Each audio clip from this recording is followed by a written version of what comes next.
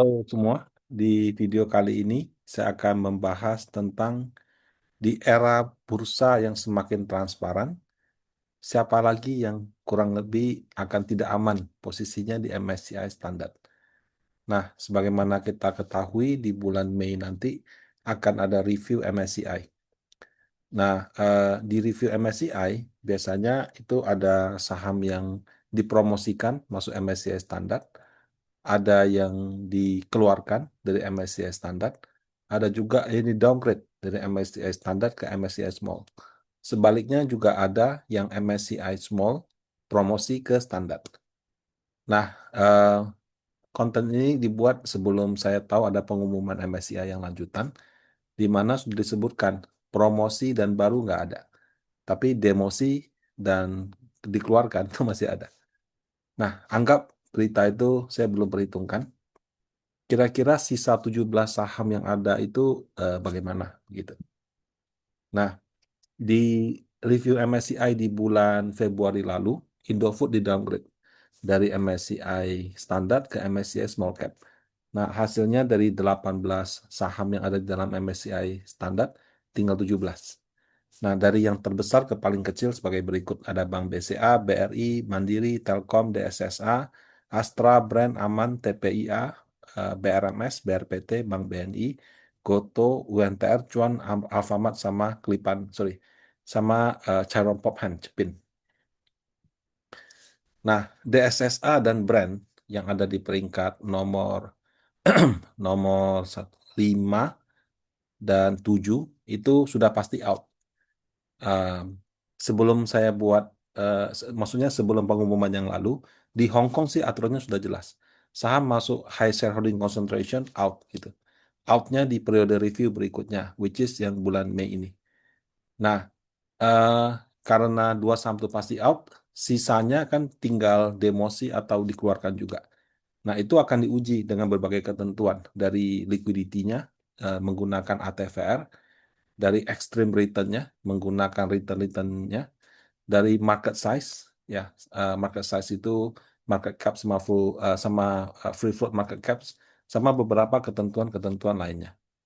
Nah, untuk sisa 15 kan tadi ada 18 Indofood keluar, turun ke small cap. Sisa 17. 17 DSSA sama Brand out, tinggal 15. Nah, 15 ini saya coba pakai market size gitu. Nah, market size itu artinya dari full market cap sama free float market cap kira-kira aman apa tidak. Data yang 1%, 39 klasifikasi investor, ATVR, extreme return, FOT, saya kesampingkan dulu. Nah, kalau market size ya tadi itu full market caps, berarti harga saham kali total lembar beredar. Kalau free float market caps berarti full market caps dikali persentase free floatnya. Nah, MSCI itu setiap beberapa bulan sekali ya, kadang sebulan sekali, kadang 3 bulan sekali, kadang 2 bulan sekali, dia tuh selalu mengupdate dia punya cut off gitu. Sebetulnya cut off ini berlaku untuk yang review 6 bulanan, yang SAIR gitu. Tapi saya juga bingung, kadang-kadang quarterly juga dia update. Jadi setiap 3 bulan dia mengupdate dan tidak tutup kemungkinan di tengah-tengah dia update lagi angkanya. Jadi nggak 3 bulan sekali, kadang ada yang 2 bulan sekali. Karena contohnya dokumen MSCI, kalau kamu Google keluarnya Februari, tapi kalau kamu cek bulan Maret ada juga gitu. Jadi update untuk dia punya metode itu tidak mengikuti suatu ketentuan yang periodenya pas gitu. Kadang-kadang bisa 2 bulan sekali, kadang-kadang 3 bulan sekali.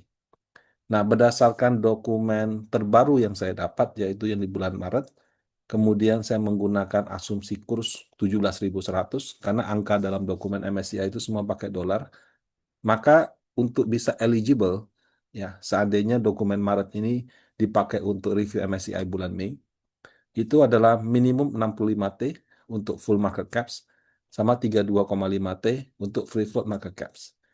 Ya, jadi harga saham kali lembar saham minimal 65T, harga saham kali lembar saham dikali persentase free floatnya minimal 32,5T.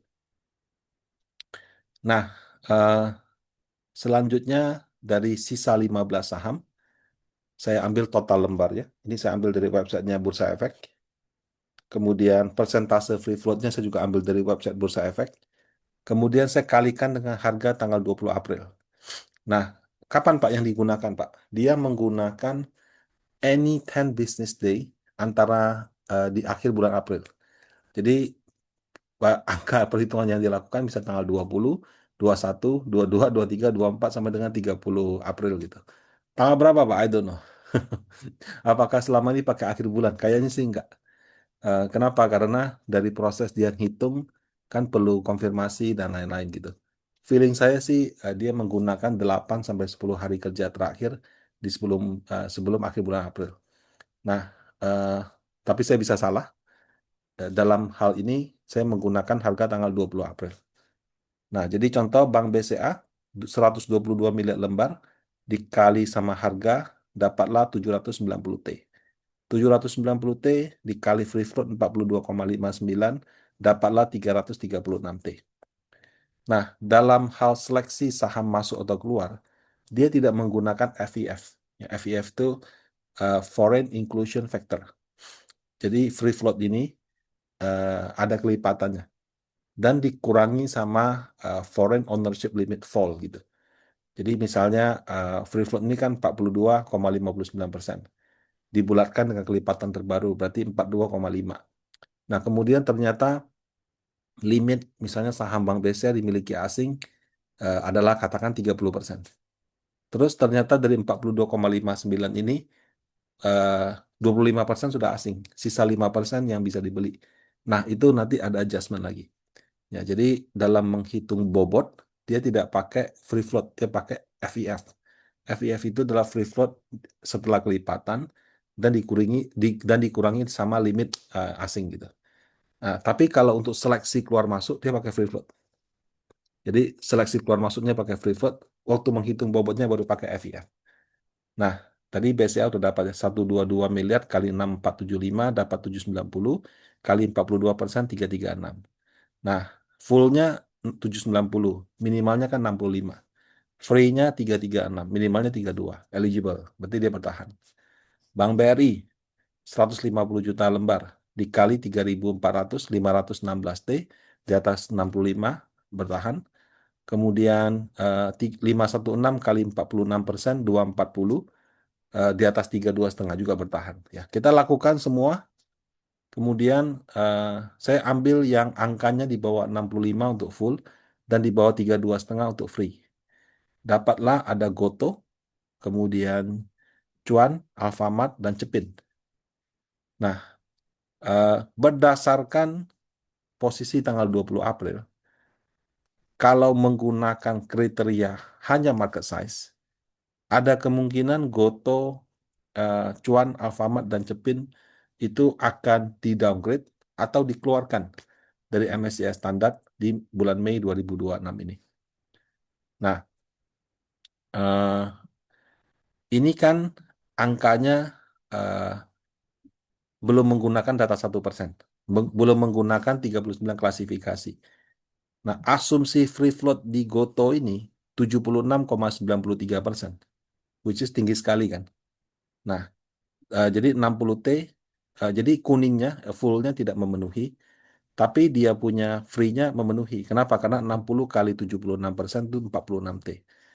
Nah, apakah benar itu 76%?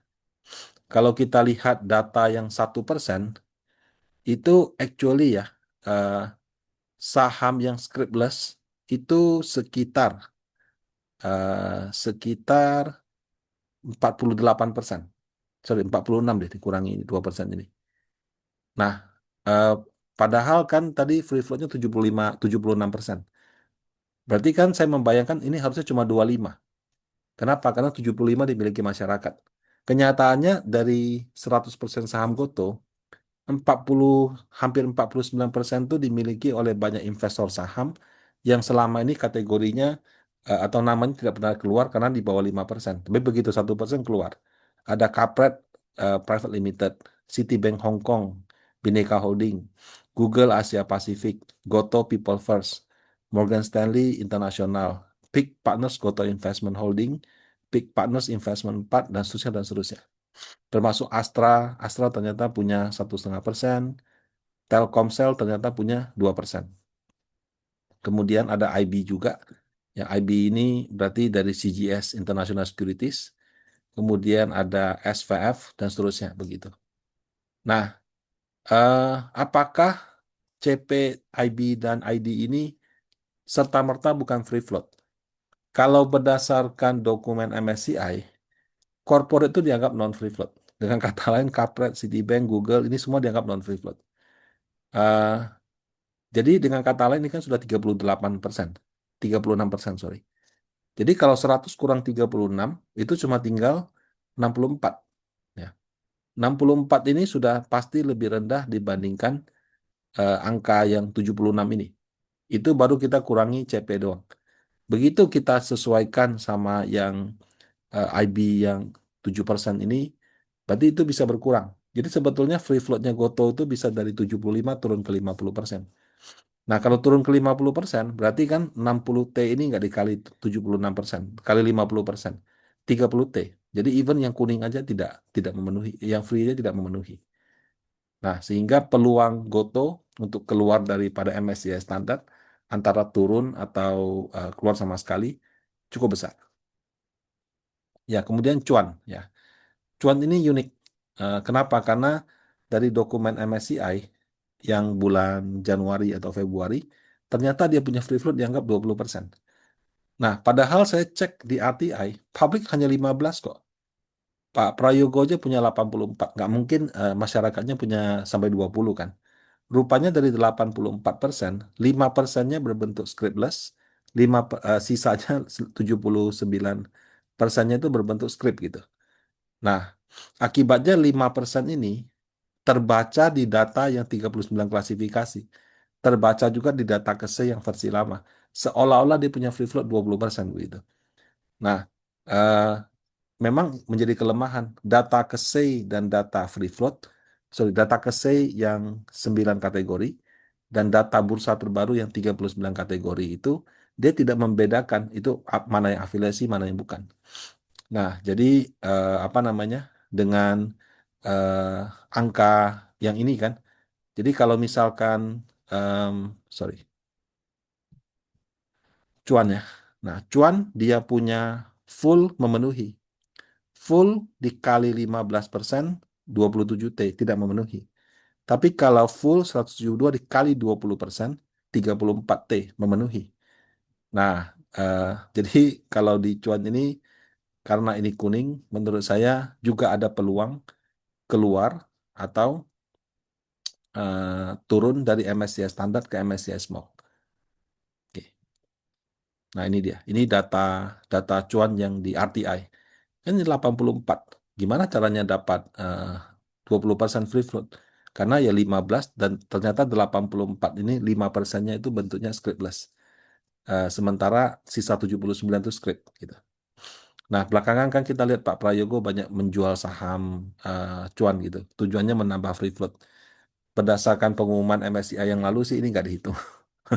Jadi dia sebut tidak ada penambahan number of shares dan tidak ada peningkatan daripada FIF. Jadi even dilakukan penjualan oleh pendiri pun tetap tetap tidak menambah bobotnya.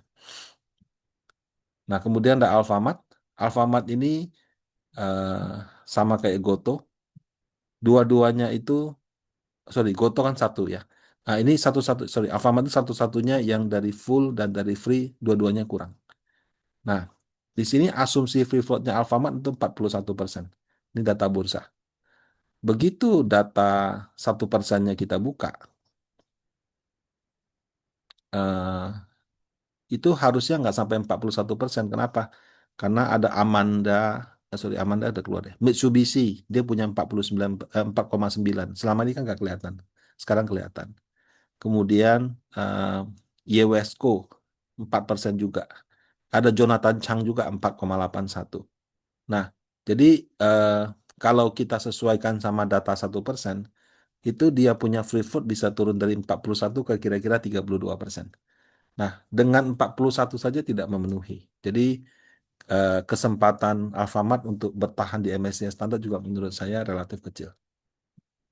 Nah, yang terakhir Cepin, ya. Cepin ini juga unik. Kenapa? Karena dia punya asumsi free float itu 34% di sini. Bukan asumsi ya, memang angka publiknya. Sementara kalau kita buka data 1%-nya, itu ada Bonham nominees, namanya sudah nominees gitu. Jadi ini akan mengurangi. Leap Global Capital 4,69 akan mengurangi. Nah, kalau Leap Global ini satu contoh bagus nih. Jadi dia punya 4,69, ada yang script, ada yang scriptless. Nah, sama kayak Pak Prayogo punya 84%, ada yang script, ada yang scriptless. Kalau dihitung yang scriptless doang memang terbacanya 20%. Tapi ternyata ininya adalah milik si pendiri sehingga nggak dihitung. Nah, kemudian ada juga yang DBS, kemudian RBC, dan seterusnya, dan seterusnya. Nah, jadi dari 34% ini bisa di-adjust ke 26%. Ya. Dengan 34% saja dia punya angka sudah kuning. Jadi kalau lebih turun lagi sudah pasti akan semakin jauh gitu. Nah, jadi selain DSSA sama brand, ada 4 saham yang menurut saya peluang bertahan di MSCI standarnya kecil. Nah, tapi apakah serta-merta keluar? Ini memang kalau saya baca dokumen MSCI itu ada satu hal yang dia bilang untuk mengurangi indeks turnover. Jadi dia nggak kepengen terlalu banyak yang keluar, terlalu banyak yang masuk. Dia tuh pakai aturan buffer, ya, terutama yang keluar. Jadi kalau misalnya secara size di bawah eh, cut off, tapi masih dalam batasan buffer, boleh bertahan. Jadi dia menggunakan sepertiga. Nah, kalau sepertiga itu gampangnya 65T, kalau kali 2/3 itu 43T. Artinya oke, you di bawah 65, tapi 43 masih boleh. 44 masih boleh. Sama 32,5, 2/3, 21 juga masih boleh. Eh, Cuma ya nggak tahu saya salah baca atau salah memahami dokumen MSCI. Indofood yang di kasus Februari turun dari eh, standar ke small cap itu sebenarnya dalam batasan buffer. Harusnya dia nggak keluar gitu. Tapi tetap tetap dikeluarkan dan diturunkan ke small cap gitu. Nah, jadi indeks buffer ini saya nggak tahu ketentuan MSCI bagaimana. Menurut saya penerapannya itu tidak konsisten. Karena di banyak kasus saya tebak saham ya yang turun gitu ya. Ataupun dari small dikeluarkan. Itu masih dalam batasan indeks buffer, tapi tetap dia keluarkan gitu. Jadi ketentuan buffer ini menurut saya 50-50. Eh, Apakah demi menjaga supaya tidak terlalu banyak yang keluar, dia pertahankan dari 4 keep 2 gitu. Karena kan yang high shareholding concentration 2 sudah pasti keluar. Kalau 4 lagi dikeluarkan 6, banyak banget gitu kan. Sahamnya cuma 18 gitu. Mau dikeluarin berapa? Nah, jadi mungkin sedikit atau ya sudah dia strike aja. Pokoknya yang nggak sampai out gitu. I don't know terus terang. Ya. Tapi feeling saya peluang 4 saham itu bertahan 50-50. Jadi bisa bertahan di standar, bisa juga diturunkan. Eh, Kalau 2 kuning sih kayaknya sudah berat. Tapi kalau 1 kuning mungkin, ya mungkin.